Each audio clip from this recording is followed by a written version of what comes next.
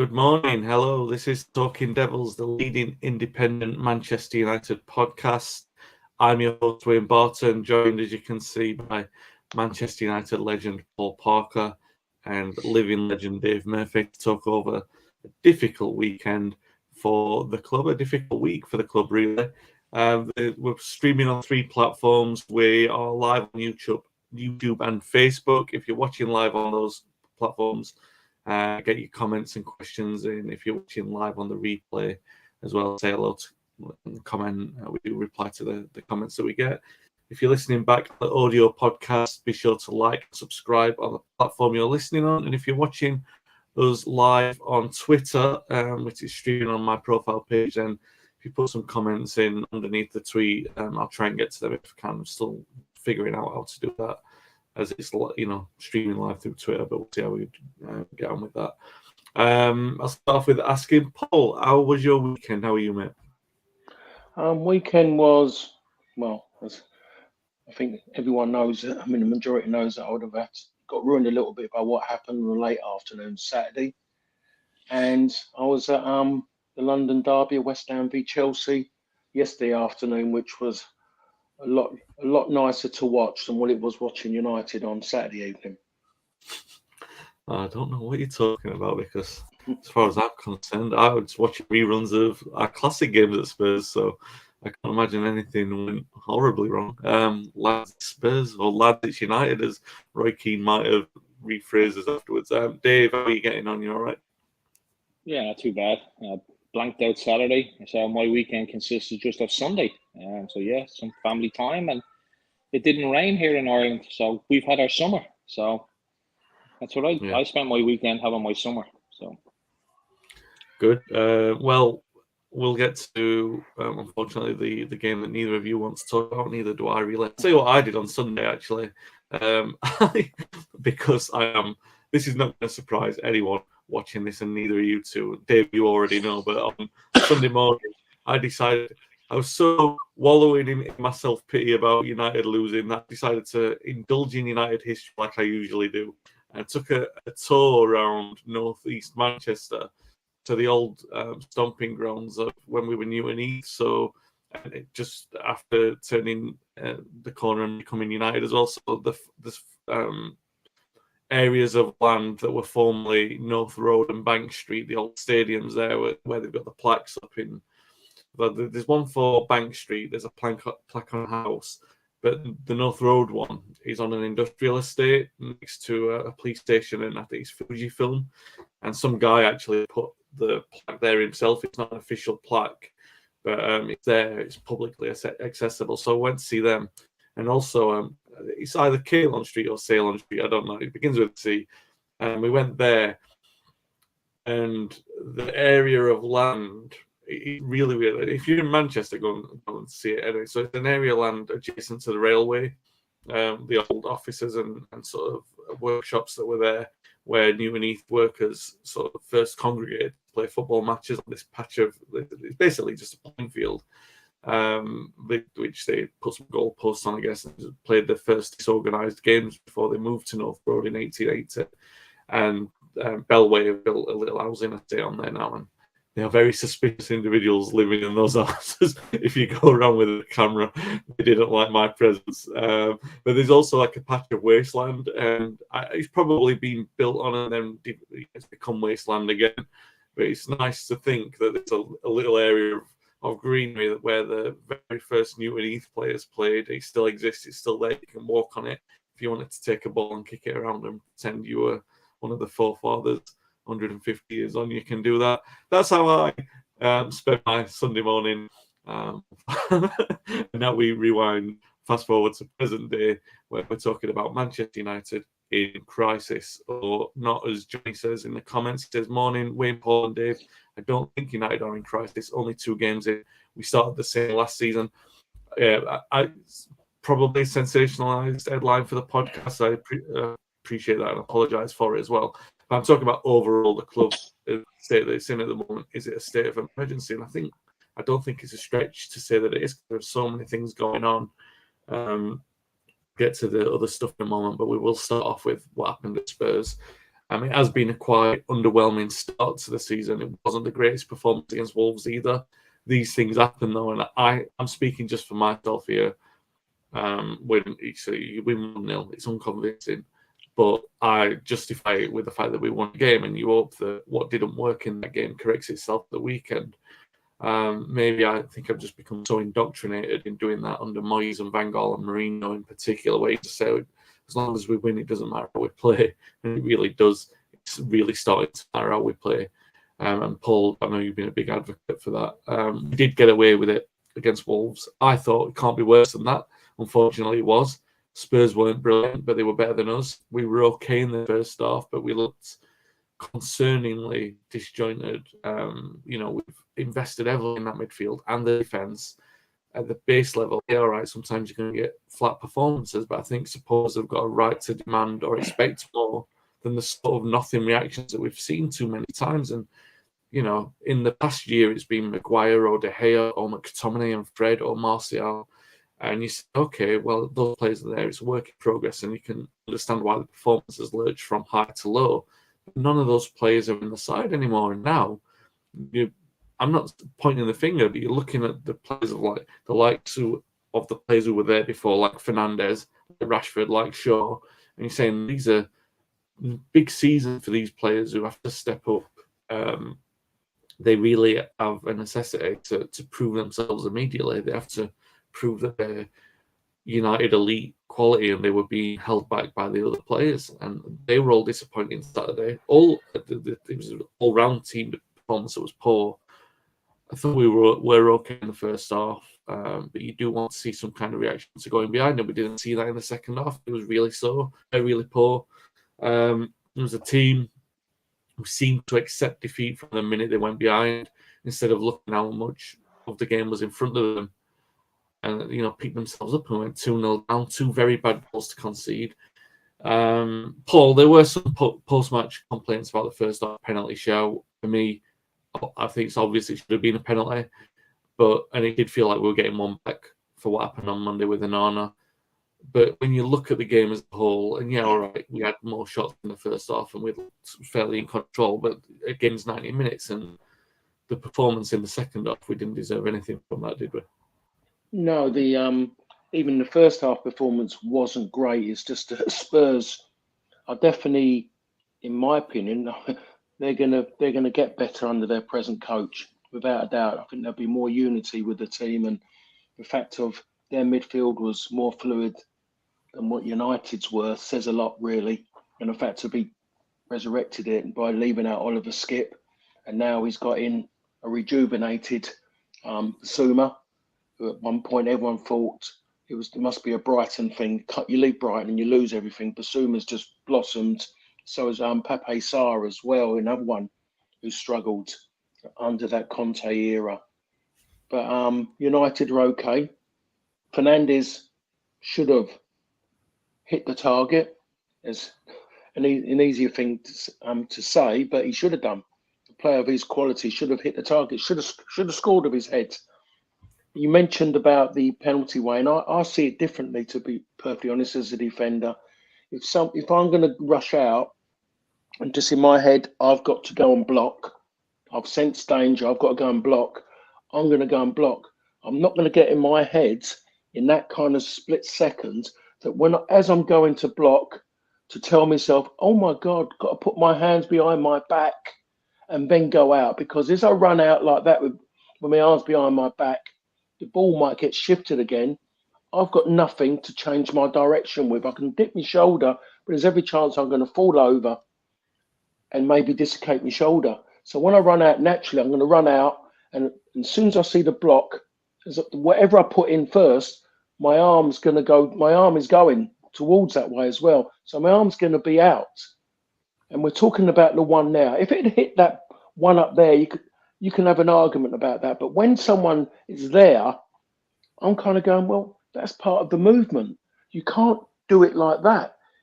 You go into block. So somehow something needs to be worked out about this. All of a sudden, you're making your body wide. No, you're getting your body in the position to keep your balance. Otherwise, you will fall over. So if I get the ball, if I did the ball and I said to someone, throw the ball to me, and I'm going to have someone right in front of me, and as that ball's being thrown, they step towards me, and then they've got to put their arms behind their back. I would go past them 9 times out of 10 because they've got no balance. They'll end up having to foul me or something because they can't recorrect themselves. So as far as I'm concerned, it's not a penalty. You can't. If you give that, you've got to turn around and say, anytime the ball hits your hand in the box, it's a penalty. That's the only way it can be, Wayne. if we're going to do it that way, and that's me saying it as an old school defender, and absolutely hating this modern day defending, hating it because it's non-existent. that would lead me towards the goal, but if we're talking about the first half, it was okay. The second half was just like the second half last season, wasn't it? Come out second half and was absolutely just like it was just like a damp squib, really, to be perfectly honest. The way they played, there was nothing there, no energy, no. I'm not going to say no belief to win. I think that's the wrong. There was no ambition. Everyone seemed bothered. It was like, oh, let's get this season over as quick as possible kind of attitude, Wayne. And I just didn't see anything. And the worst thing for me was that I wish I was sitting at home watching it where I could have just said really what I felt about it. But when you're on the radio to the whole of, out to America and out to Africa, you have to hold yourself back a little bit. But I was totally frustrated in what I was seeing, which was the lack of effort. And you mentioned a few players there, but I look at Luke Shaw, who's gone like that and gone like that, then gone bang, then gone, let himself down again, and finished the season well. And then all of a sudden, I watched that second half performance, and I don't know. Someone's got to tell me about him. What is it about? Because that first goal, was he talking to Garnacho? I don't think he was, because Garnacho just went chasing into the wrong area. And then you look on the other side, why was he so narrow? And why did he not make one effort to go out towards the ball? And then to ask the player, what are you going to do next? The player's running a straight line.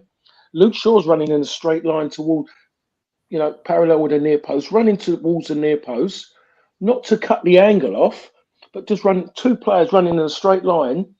And then the ball comes in, and then Luke Shaw's just looked at it and kind of gone like, and then turned and walked away. No frustration, nothing at all. No one has had a go at Luke Shaw for the fact of being lazy, being in the wrong position, not talking to Garnacho. Garnacho goes and stands in a hole. The player doesn't run. But because Garnacho's just stepped forward, he's a young player. You can't dig him out for that. It's just absolutely just pure laziness on Luke Shaw's part. And it's the usual suspects, really, in certain ways. I mean, I'm going to say a player, and I don't care where he plays, but the one thing you do is when you play football, which is not written in stone, it's not in a contract, but it should be within yourself, is to work hard for your teammates. Marcus Rashford works hard for when he's ready to, for when he's to do his little bit, which is to get the ball and dribble, give away possession, go down on the floor holding something, or just to stand there, look up, and then just walk back. Poor, really, really poor. People can talk about goals, but I've played with players that have, they've not had that kind of ability, what he's got, which he doesn't really use. But the one thing they do is work hard for their teammates. And if they don't, a teammate will tell them. I don't see anybody asking him to chase back. So you've lost a player when you haven't got a ball. And then you're asking Mason Mount to chase around and close people down on his own. Even Fernandes has stopped doing it in that way as well. So the long and short of it, I am seeing again what I've seen over the last few seasons. And to cap it all, again, Manchester United, they give out a contract again to Marcus Rashford based on one season. It should have been, everything should have been talked about. Well, we can give you that, but so and so. And if you go on this season, go and do it again, because when you're with a top club and you're meant to be a top player, consistency comes with both of them. And you're not seeing that in Marcus Rashford. You're not seeing it in Manchester United, and you're definitely not seeing it in Marcus Rashford. It's consistency. If he scored a goal on Saturday, everyone would have said, great, he's done this and done that. But those bits in between are massive. He's just papering over cracks with goals. No goals, people say something. But if there's a goal, everyone's on top of it. And so I still wonder, when Højlund is fit and he does play, and I'm looking forward to, I think everyone is, can Marcus Rashford produce more on the left side? And when I say more, I mean a work ethic. Because I wouldn't want to see, they keep showing these heat maps. I would love to see one of Marcus Rashford, to be perfectly honest, because I'll get more heat from a Swan Vesta at this moment in time. Okay, so a couple of comments from Johnny. He says, respectfully, Paul, that's the law of the game at the moment. As such, was a penalty. I agree with you. The rules at the moment are awful. The handball rule needs seriously looking at. He agrees with Paul about Rashford. It beggars belief that players aren't breaking the necks to get back and help defend. It's the basic. It's what you do as a kid playing minutes on the local park. Chasing back should be the minimum for a professional footballer. Dave, a lot to unpack from what Paul was saying. I mean, I agree with what you're saying with the body being in a natural position.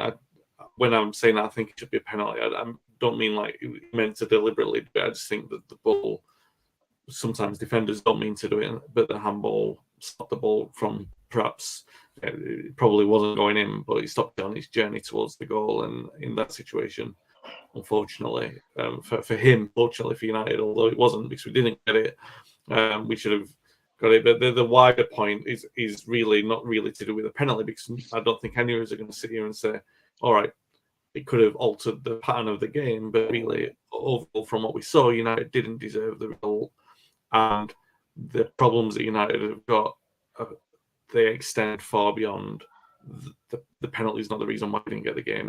The win is because you look at the poor individual performances and the poor collective performance. And I think for me, yeah, all right, we're saying Shaw and Rashford, but talking about these two players in particular, because they've had such highs and such lows, and they've started the season in fairly low form, and it's concerning to see that. I think for me, regarding the individuals and then regarding the team, is that we've seen a few of these performances when, like at the back end, at the start of last season, we'll remember this time last year after 2 games, that was the crisis. We got battered by Brentford, and Ten Hag brings them all in, and they all go on a run, and then the spirit is changed, and then for the next sort of half a dozen games, they realise that it's the level of intensity needs to be there for every single game for United, and you thought that the message had got home, but then when you see that should be the bare principle, the first thing that you see from a United team, and we didn't see that again on Saturday.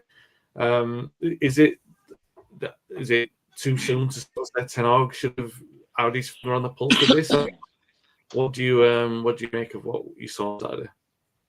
Well, initially, I want to just go back to the penalty. For me, it was a definite penalty if you go by the letter of the law today.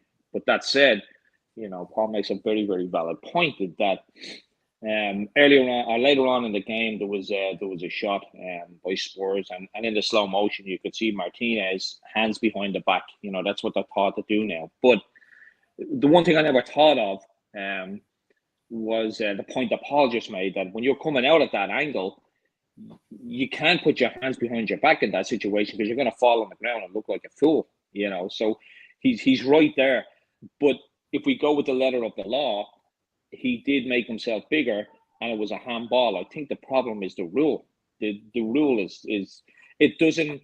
I know every rule can't fit every scenario, but this one is one I think that needs to be relooked at. Making yourself bigger as a player and then it becomes a penalty. That is the letter of the law today. So for me, it was a penalty, but it kind of doesn't make sense in situations like that, because if it was United and the penalty was given, and then we're on the show today, and Paul said, I think it's a stupid penalty because, when you're coming out at that angle, you're trying to close down, you're not standing up straight, you can't put your hands behind your back. I'll be sitting here fuming then going, oh my God, it wasn't a penalty then, that, that law needs to be changed. I do believe the law needs to be changed. I really do. There's a few of them that need to be changed, but that one in particular, it's just so inconsistent. That's the problem. It's so inconsistent. Trust me, that'll be given throughout the season in other games, that penalty. And United may get one as well based off that. And that's the problem that I have, is that there's just these rules, it should be black and white. It's either a penalty or it's not. It's either a free kick or it's not. It should be made very, very easy for the referees to make that decision. But it's not. But on to United, it was abysmal. I think the first 20, 25 minutes we did okay. I do believe that Spurs were starting to get into it at that point. Second half, we were non-existent. I was more than happy when we signed Mason Mount, but it looks like so far he's our Van der Beek. It looks like he's a very, very good player that became available, and maybe we jumped in too soon and bought him, and he doesn't fit into the jigsaw, because when him and Fernandes play, and we've only seen them in 2 real games, it's very disjointed. Neither of them know what they're supposed to be doing. Marcus Rashford, for me, is not a centre forward. I think we get the best out of him on the left. I don't even think I read an article a couple of weeks back, Marcus Rashford, where he was saying that he's not always a big fan of playing centre forward because he wants to be more involved in the game. If out on the wing, he seems to be more involved in the game. But centre forward, for me, I just don't think he's a centre forward right now. I think he should be out on the left. But we have the situation with Garnacho. If he goes out on the left, he's going to drop him. So does that stop his progress? It's a bizarre situation for Ten Hag to be in. But honestly, I don't think Marcus Rashford is playing his best football when he's playing through the middle. There is definitely something lacking there when he plays there. And I think the sooner we get Højlund fit, the sooner we can push him back out onto the left. Yes, Garnacho is probably going to be the odd man out. But I think our biggest problem is in midfield. I think Mason Mount he just runs around, and I don't think he knows what he's doing. What he has to do. I don't think the instructions are clear to him. He just seems to be running around all the time. Now, we have some other players which we wish would run more, but he doesn't seem to be running with any guidance or anything. And although we are 3 points better off than we were at the start of last season, I'm not overly concerned right now. It's very early in the season. And the reason I'm not overly concerned is that, out of all 3 of us, Paul can definitely understand this. When teams play Manchester United, they play it at a different level. I mean, Wolves came to Old Trafford last week and they look like prime, Brazil. And then yesterday, the weekend, they got absolutely tonked. Tottenham, I watched the Tottenham game last week against Brentford. They weren't that great. They really weren't. But yesterday in the second half, it was a completely different team. So that has to be also built into the fact that teams do raise their games. But as a Manchester United player, you should know that by now. You should know that a lot of clubs, and this is no disrespect to them, but a lot of clubs taking 3 points off Manchester United is in a lot of ways their semi-final, their FA Cup final, whatever you want to call it. It's their big game that season. And a lot of teams tend to build their season based off beating Manchester United. And some teams use it as a springboard to improve and give themselves that extra confidence. But the Wolves factor, proved to me that Manchester United is still the big show around. They're still the big ticket.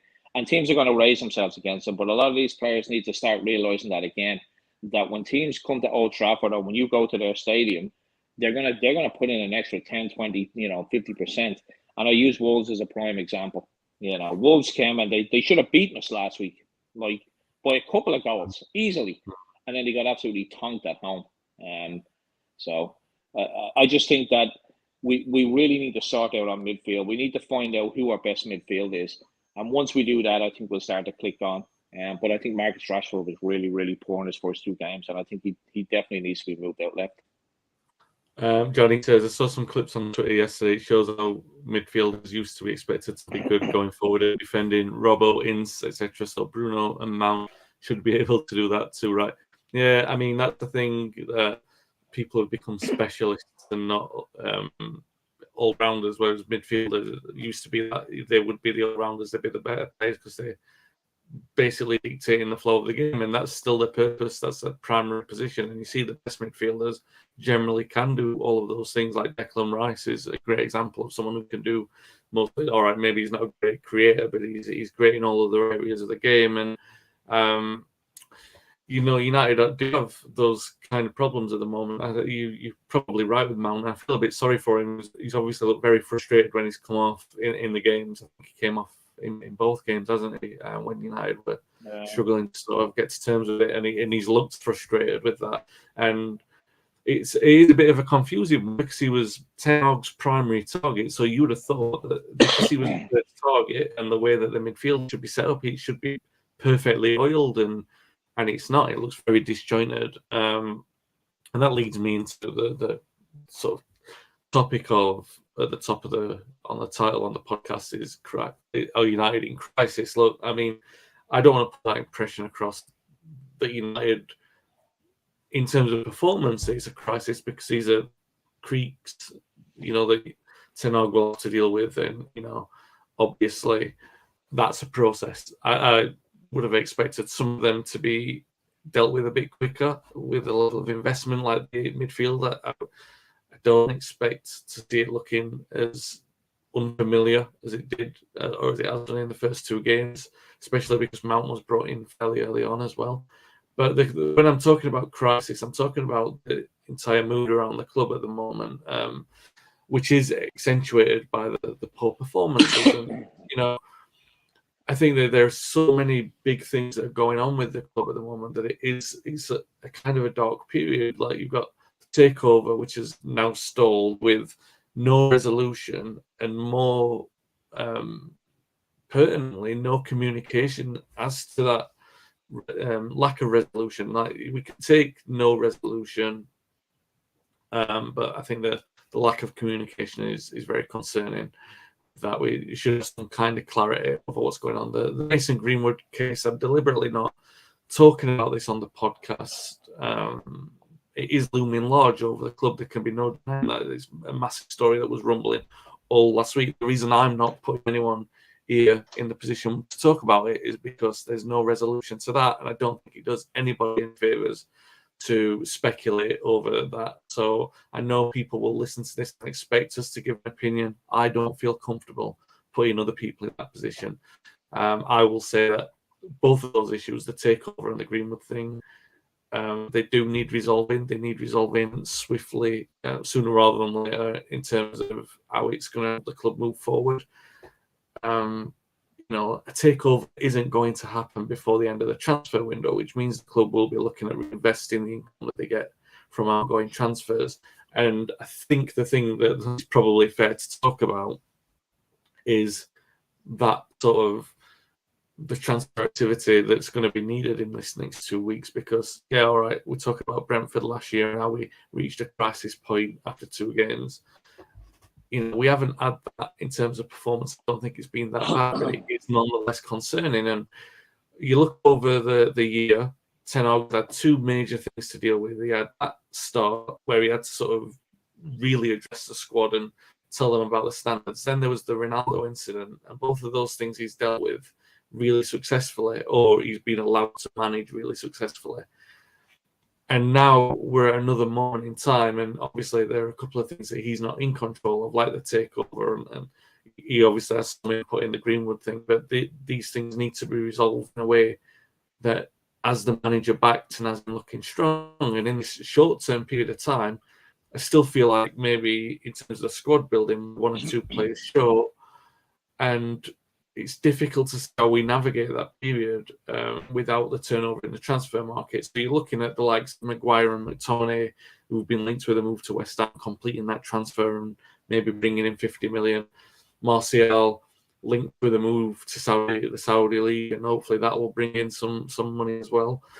So that might free up, £60 million or something.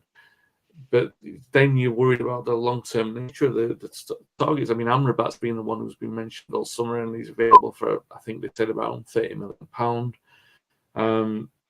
maybe there's someone completely different. When we started the season last season, everyone was talking about De Jong. Casemiro wasn't even mentioned. Do you think, Paul? I mean, the way that I've just, we've talked about this and we've talked about Ten Hag having got the players that he wanted for midfield in terms of he wanted Casemiro, he got him. I know he wanted De Jong, but he wanted Mount, and he's obviously got him to fit that role. So, is it concerning that we are at this stage in the window saying we are going to need to do panic signing, not panic signings in terms of the panic, but one that they were the last priorities. They weren't the players that we were desperate to bring in, and now we are desperate for them in order for the form to have some kind of kickstart to it. Is that a concern to you, or do you think that it's a bit of am I getting a little bit overreacting because of the form? I don't think you're overreacting. I mean, yes, it's only 2 games, but I still think there has to be a reaction to it. So you can't just, being United, you always have to hit the ground running. People expect that. If you don't hit the ground running, then straight away you're getting what you are now. It's as simple as that. So, and people always talk about what last season and the change what happened there. Well, that's not going to happen again that way. That moment has gone. And at the moment, United had been a kind of a moments kind of team in certain ways. So when it comes to it now, I look at Mason Mount, and Mason Mount's kind of name was all about the fact of he come through the ranks at Chelsea. That's what it was about, and everything around him at Chelsea was all about that. You talked to him about Mason Mount with a lot of Chelsea fans. They wouldn't say much different to what I've just said, but his strength is the fact of he's willing to run. He's willing to work hard. So I think rather than trying to keep him a little bit back, a little bit deep, where which isn't his role. If you watch him when he played at Chelsea, he was always running into the box, always going into the box. He was playing off of somebody. So maybe again, I mentioned it, is that if Højlund, when he's fit, then that might be that kind of second man run off of the centre forward to take maybe a player away from Højlund and vice versa, to get someone who's looking more consistently to run through, rather than seeing when before we saw a lot of Fernandes doing that. Mason Mount has got a little bit more extra pace than Fernandes. He's got more energy than Fernandes in that way because of more his desire to keep running. Because as we know, running is not about really it's about how far you want to run, rather than how far you can run. Because we all can run, but the problem is how far do we want to run, and now we're going to push ourselves harder. Mason Mount will always push through. So the problem at the moment, where last season there was a side that the midfield was better than what it has been for a long, long while. Last season it was great, and then you see the injury to Eriksen, and you see that little spell where Casemiro was getting a little bit when he was getting the piss taken out of him by referees. Really, in theory, how it worked out with Casemiro. So those two, you lost Eriksen for quite a while, then over a longer period of time, and Casemiro was in. And then when he come back, he was fighting to get back in again. So lost a bit of cohesion there. The team lost cohesion as well because of then Varane got out injured. And then by the time he come back and they got together again, Martinez, did we say this? It's Martinez, isn't it? Yeah, Martinez. Right. Thank you for that. Yeah, that's another story from weekend. So he gets injured at the back end of the season, and then you see how much he's missed. So the strength of United last season was the 2 centre halves, Casemiro and Eriksen. They were the main. Those two together with Fernandes. You had Casemiro, the way he held and the way he settled everyone down. You had his movement into the box to score important headers, or going in now to take people away because everyone come wary of him. You had Fernandes, who found a bit of space, and then you had a player, Eriksen, who could find people, control the game in midfield. United had a little bit of ball retention in midfield, which they never had for a long period of time after Sir Alex retired. Now it started this season. It's been disjointed on the fact of Mount has come in. Ericsson, he's tried to bring Ericsson on. Ericsson can't get into games that way. He can't do it. He needs to get on and start games so he can get his breath, get his second breath earlier, and then he maybe be able to get the ball and get some kind of something going in midfield, because the midfield hasn't linked at all in 2 games. Yeah. You know, people talk about, oh well, it's pre-season and there's, you know, still early. Well, pre-season is meant to iron out all that stuff. It doesn't seem it's ironed out anything. It seems like me it was a PR exercise just to go and play games, throw different bodies out there and go and play Premier League games in different parts of the world, which doesn't make sense, in my opinion. Why go and do that? Stay close at home, get more games in, maybe get more just different kind of games in rather than just going to play. You end up playing practice games, making a load of substitutions because you don't want to show your cards too early. And that's all it was pre-season for majority of the Premier League sides, really. That's all they've done. United have suffered, in my opinion, because they've lost a great strength from that midfield. And now Ten Hag has got to think about how is he going to improve it, because he's virtually starting again the back 4. Now he's got to try and get the back 4 playing together. You had Varane at the start of the season moaning about games, which is ridiculous, because you know, it's like going out onto a football pitch with a great big bandage around your knee and virtually saying, look at me, I'm injured, but I'm playing. There you are, everyone goes, bang, there's your knee gone. Come out, in your head you're going, that lad's mentally weak already.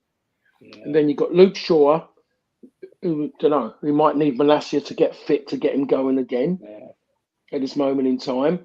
You've got Wan-Bissaka trying to find his feet again to get back to the way he finished the season. So that, you know, that bit in the back 4. And then you've got the problems of reigniting the midfield again, which might just need purchase of another midfield player.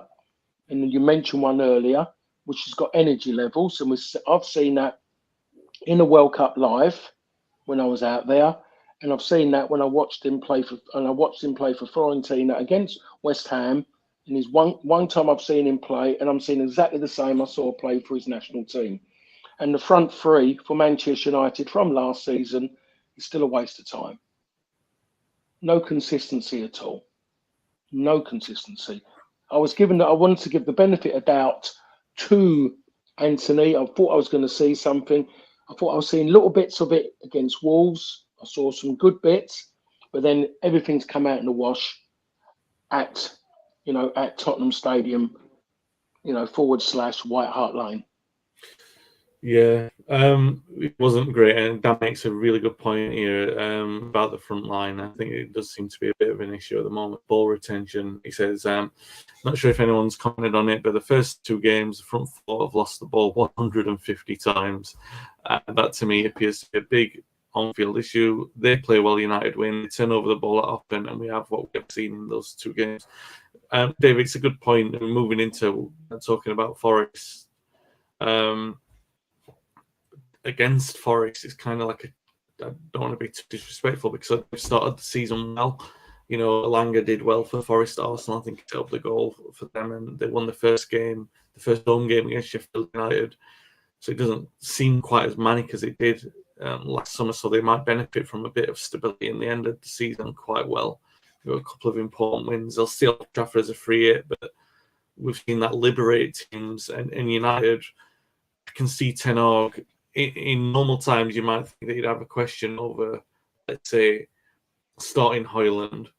He might want to do that anyway to sort of get him some minutes, and he might be a bit rusty, but Forest might seem like a good game to bring him in. But then he might be tempted to just stick with Rashford, Antony, and Garnacho to not want to drop them, to not want to be seen to be dropping Mount as well, rather than what Paul says, you're probably better off in this moment in time starting with Eriksen and introducing Mount into a winning team. You might be better off putting Mount on the right because Antony's not playing great. But then Garnacho's not particularly playing great. The pressure was there at the back end of last season because he was injured, and it was like, bring him in and hopefully he'll make a difference. It still seems to me, particularly from the first couple of games, that he's a better impact player. I've seen the sense in bringing Sancho on in both of those games, actually. And on reflection in both those games, thinking maybe it would have been better if Sancho had started and we brought Garnacho on. It's a difficult one. I mean, the Forest, again, without wanting to be condescending to them, it seems like a straightforward result on paper for United, but it does have these complications of what to do with the squad, doesn't it? Like it's a tricky one for Ten Hag to sort of get through, especially when he's got to try and put home a message that these first two performances have just not been good enough. Yeah, I think the one thing that we do have in Ten Hag that we didn't have in a lot of previous managers, other than maybe Van Gaal and at times Mourinho, is that I think Ten Hag is his own man. I think if he feels you're not doing it, you're not doing it. No one is undroppable. We've seen that with the whole Ronaldo situation. We've seen it throughout the last year as well with players. He needs to make a decision on Mason Mount, and I think he's the type of manager that it doesn't play on his mind that he spent a lot of money on Mason Mount to bring him in. It needs to be tweaked, and he's the manager of one of the biggest clubs in the world, and that's what he's paid very, very handsomely to do. I don't think Ten Hag has a problem with dropping players, and I think the time is right to do that because he has an opportunity here because he's taken Mason Mount off in the last two games. That kind of normally leads to a situation whereby you have not an excuse, but you have an opportunity to actually drop the player without it being a big, massive thing. I mean, if he hadn't taken Mason Mount off in the last two games and then he drops him against, Forest, well, then you'd be like, oh, what the hell's going on here? Mm-hmm. This is an ideal opportunity for him to go. It ain't working yet. We're not saying that it's never going to work, but right now we need to tweak things. And I think if Højlund is fit, we need to be brave and start him and put Marcus Rashford back out on the left because Garnacho hasn't really been doing much out there. And maybe for me, Garnacho was always an impact player. That's when he seems to have played his best. Is that enough to keep him satisfied? Is that enough to progress his progress in the team? I'm not too sure. But right now it's not working, and we can't work on what ifs. We definitely need to bring Eriksen in. When Eriksen came on the other day, he was the only one that was actually trying something.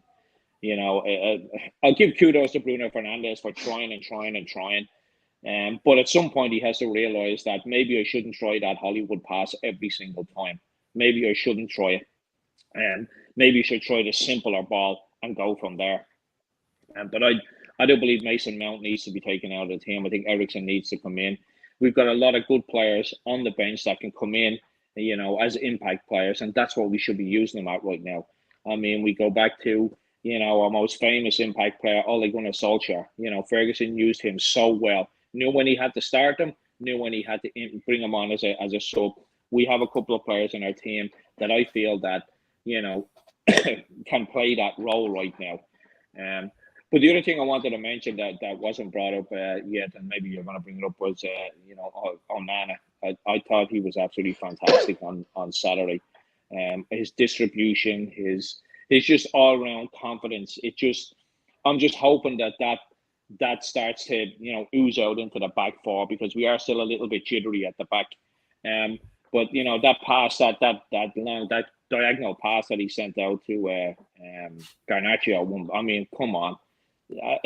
Any other goalkeeper, it would have been on a loop for the whole weekend on most of the social media platforms, but it wasn't. But that to me was like, okay, this guy has, his balls of steel. He's not afraid to try anything. But like we've said, this is going to cause us, major anxiety throughout the season.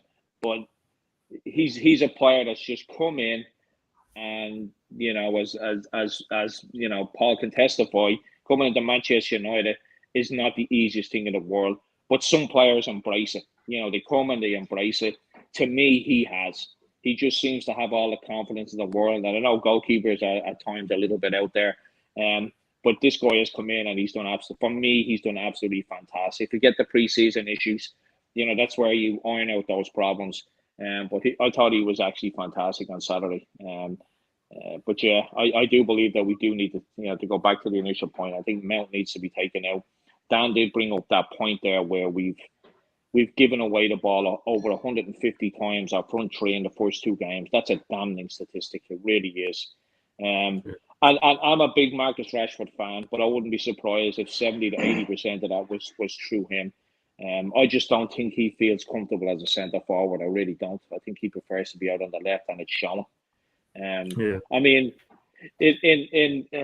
Paul, I don't like to always, go backwards to, when times were good at United. But have you ever been in a situation whereby after 2 games, your front three have given the ball away 150 times? No, I was quite fortunate. When I was at United, there was a lot of good players in front of me. In fact, there was an incredible amount of great players in front of me. The front, if you talk about a front 6, because you look at it that way, the 4 across the midfield and the 2 up front, it was incredible. And everyone was up and back.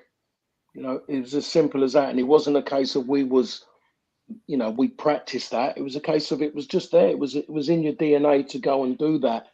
But to give the ball away that many times, if we're talking about the modern game, then that's horrific, really. The game back then in the day was a different kind of game. In that way it was played. It wasn't so much about ball retention. It was getting the ball forward as quick as possible to your best players. It was as simple as that. It was said. The boss said it whenever. If Eric calls to the ball, you give it to him. It's as simple as that. It's quite simple, really. Get the ball to your best players as quick as possible. And even more importantly, make sure you give the ball to them the same way you would expect them to give it to you. And that's job done. In today's game, it's relatively quite easy because that's the way everyone now is playing in the same fashion. In that way, not always exciting, but everyone is trying to play in that same fashion. But United have not started it well this season. Had a great period of time over a big span during last season. Lost a little bit at the end of it, but haven't started right this season. That's the annoying thing. You'd have thought lessons would have been learnt, but it hasn't happened at all. Now the question is they've got to bounce back in their next game, and they're up against a side which are in a better shape from what they went through last season in Nottingham Forest. They're going to be a little bit more organised because I'm sure that the coach, and everyone knows he's a good coach as well, would definitely be more organised from what he was last season. When last season he started a nightmare. He was a poor man. He had a poor man's Chelsea squad, really, didn't he? Just a load of names and didn't know what to do with them. So there is, it'll be interesting. I'm looking forward to seeing how Ten Hag is going to turn this around, but he has to be cruel to be kind. I think he's made a rod for his back.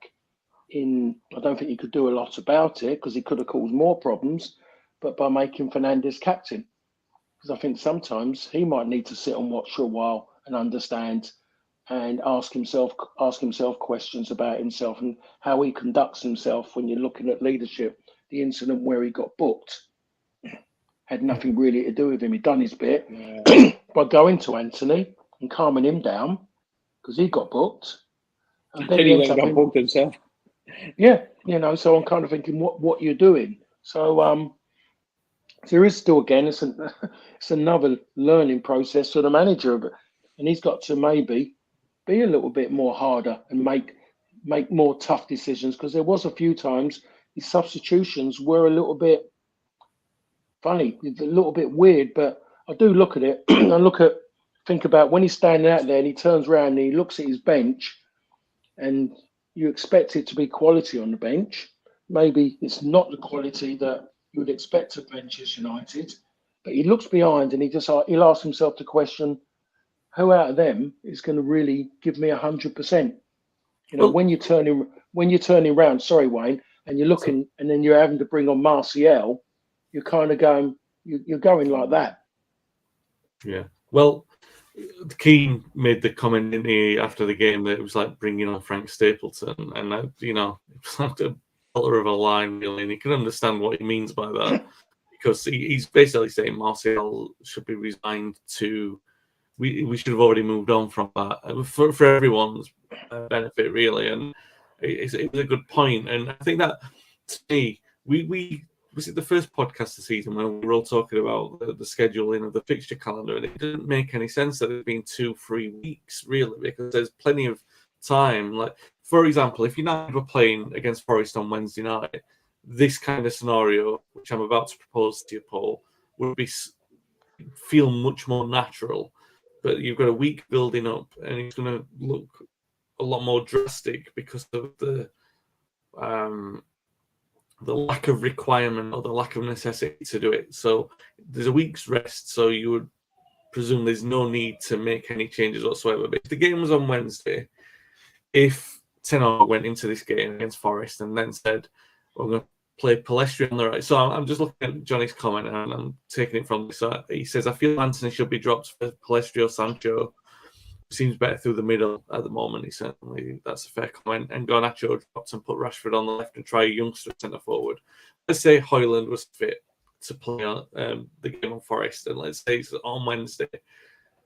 If you then put Palestri on the right, maybe put Dalot right back and put Eriksen in midfield instead of Mount and put Højlund through the middle and put Rashford to the left, you made 4 or 5 changes there. And it's not necessarily dropping Mason Mount. It's just freshening the side up. Whereas if that happens on Saturday, a few questions might be asked. Like, he's made 4 or 5 changes from the previous game because of the nature of the defeat, when it didn't need to be like that. It still doesn't need to be like that because he could still make those changes. That's just the way that it will be perceived from the outside. Nonetheless, Paul, do you think that that's the way that perhaps he should do it? Maybe make those 4 or 5 changes because they're not necessarily bad ones to make, because Palestri probably deserves a chance. Even if it's not necessarily saying Anthony's playing poorly, but Palestri deserves the minutes. Give him the minutes. Eriksen needs minutes. Give him the minutes.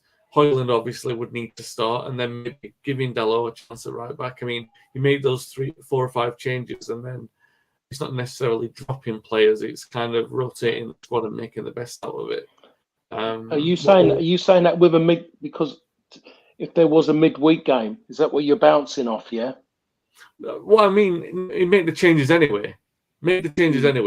But I'm just talking about the outside reception to that. Like, so if the game was played on Wednesday, then people wouldn't be saying, "Oh, he's dropped Mount, he's done this, he's done that." But with a week's build-up, there's no need to rest anyone. There's no need to rotate. They'll be saying he's dropped Anthony, he's dropped Mount, that kind of thing. Yeah. And my bit is that if I was Ten Hag, I'd be worried because he's put everything in to get Mount. I'd be worried about doing that, really making that decision on him straight away, because of just his feeling of coming up where he's come from and just how it affects him to suddenly being put into that position of being left out, and how that could affect him in that sense. That bit will concern me, but that's the manager's choice. He's got to make that decision. But going back to where you started this, and because of my background and me, my life, playing 3rd division football and then jumping to the top division from the 3rd division, and then seeing what these lower division sides have to endure during the season, championship and below. Where was I last week? I was at Queen's Park Rangers last week. I was working at Rangers v Norwich. So as soon as they played on the Saturday, on the Wednesday night, it was Wednesday, they're playing the game against Norwich in the League Cup, and then they played Saturday as well. So you're talking about 2-3 midweeks in the Premier League. They keep on about, why don't they play a game in it? Why don't they do it early? Everyone just had a pre-season to get themselves going. What is it? What's wrong in actually putting the game in now? Especially maybe the sides that are in the Champions League, to put a game in there. It's as simple as that. And it's going too far now. They keep moaning later on. Do your work early, and then you'll have space to jig later on. You'll be able to then. The Premier League could suddenly go. Someone has a whinge up about it. More than likely, it'll be Klopp when things ain't going right for him. He'd want it. I'll tell you what. Shut up and have that, and we'll make it easier for you. Now, will you leave us alone, please, Mr. Klopp? What is wrong with playing? Saturday, Tuesday, or Saturday, Wednesday. I really don't understand it.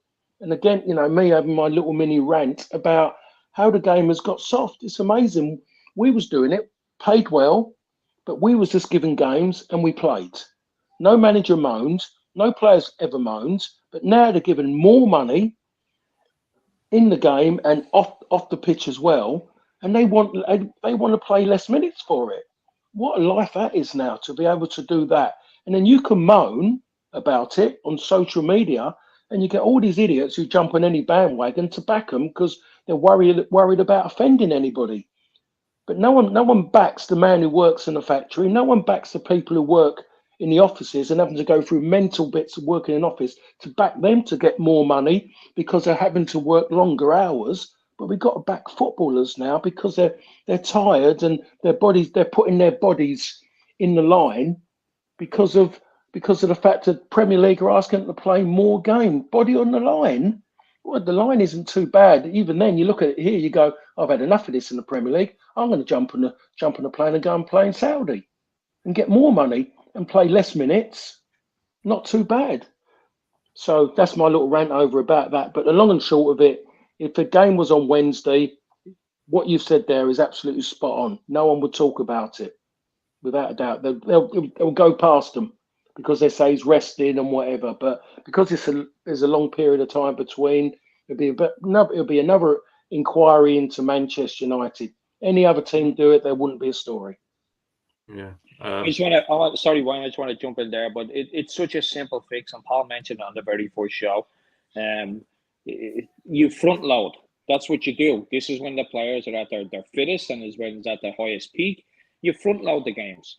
It's ridiculous. It's ridiculous that we go into April and clubs are having to stretch out the 7 days to try and fit in 3 games, or in some cases 4 games. I mean, there was that time United played 2 games 2 days in a row.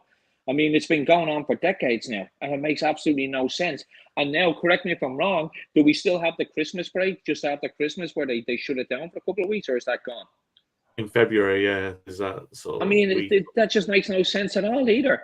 It's like front load it all. And then if you want to give that break in February, okay, you've already played 3 or 4 games at that stage of the season than you did the previous season because you front loaded. There's absolutely zero reason for not front loading games. And it like Paul said, it just, that's when the players are at their fittest, and that's when that's when you're not going to get those little niggling injuries. You're going to get them at the end of the season. That's when most teams lose their better players. Now, obviously, we've had a few ACLs in the past few weeks. For me, I think it's just coincidental. But if you front load this season, and think about it, we would have been 4 games in if we had played 2 midweek games. 4 games in right now. Instead, we're 2 games in, and we're going to be chasing our tails. And the most successful teams are the ones that suffer the most because they play the most games. If we had a front load a lot of them games, we wouldn't be having this situation later on in the season. I'm a big fan of the League Cup. I'm a huge fan of the FA Cup. I don't think any of them need to be rejigged. What needs to be rejigged is the Premier League. That's what needs to be rejigged, not these cup competitions. These cup competitions are the lifeblood for a lot of these clubs in the lower divisions. They don't need to be rejigged. Nothing of that needs to be rejigged. The Premier League needs to be rejigged. They're not going to do what would ultimately, reduce games, and that is reduce teams, because the rule is every single club has to vote yes. You're not going to get, no disrespect, you're not going to get the likes of Sheffield United, Nottingham Forest, clubs like that, Southampton when they're up. They're not going to vote, oh, yeah, we want to reduce it to 18 teams. They're not taking that risk. Not a chance. So the FA need to step up, and they need to actually say, okay, all these weeks where we have an empty Wednesday, we're going to throw a game in there. And trust me, by Christmas, we'll be 6 to 8 games, well, maybe 6 games, 8's probably a bit much, 6 games more down the road than we normally are. And then you won't have this absolute fixture mess at the end of the year. It's a simple fix. It really is. Have you quite finished, guys? I'm done. Are you sure? Got it all off? All right. All out? Let's move on. Let's move on. By the way, this was Paul's suggestion. I was just jumping on the back of it, so I'm glad that you both enjoyed Monday morning's therapy session, but we are coming to an hour, and I go off the clock 11 o'clock. So really appreciate your time this morning, guys. If you've watched the pod live on YouTube, feel free to subscribe and like. It really helps the channel. Share on social platforms as well. Really, really appreciate that.